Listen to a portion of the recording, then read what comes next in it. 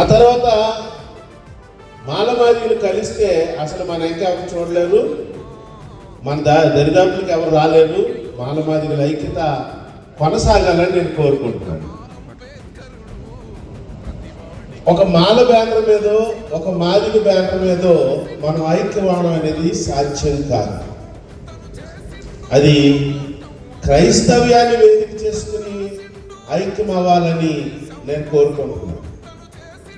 మన సమతా సైనిక దళం వారు కెప్టెన్ గారు పైకి వస్తే వారిని పరిచయం చేయాలని కోరుకుంటున్నాను. క్రైస్తవులు, దళిత క్రైస్తవులు,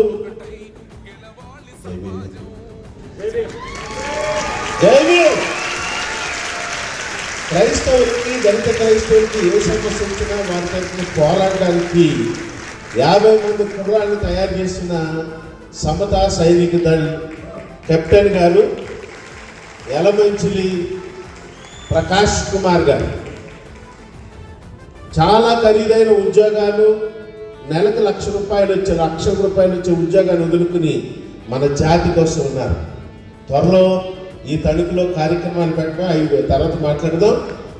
సమతా సైనిక దళ అనేది ఈ ఉభయ గోదావరి జిల్లాలో దళిత క్రైస్తవుల కోసం పనిచేస్తుంది, సిద్ధమవుతుంది, ఏర్పాట్లు చేస్తుంది. మన ఆశీష్ ట్రై గారు ఆ పాదయాత్రలో కమాండోస్ లాగుండి దగ్గరుండి అన్నీ చూసుకుని బాడీ గార్డ్స్ లాగా కూడా ఉండి పనిచేసిన వారు సమతా సైనిక దళ వారు. కనుక మనము త్వరలో సమతా సైనిక దళని, వారి సర్వీసెస్ని, వారి ఆలోచనల్ని మనం సద్వినియోగం చేసుకుందాం. Thank you.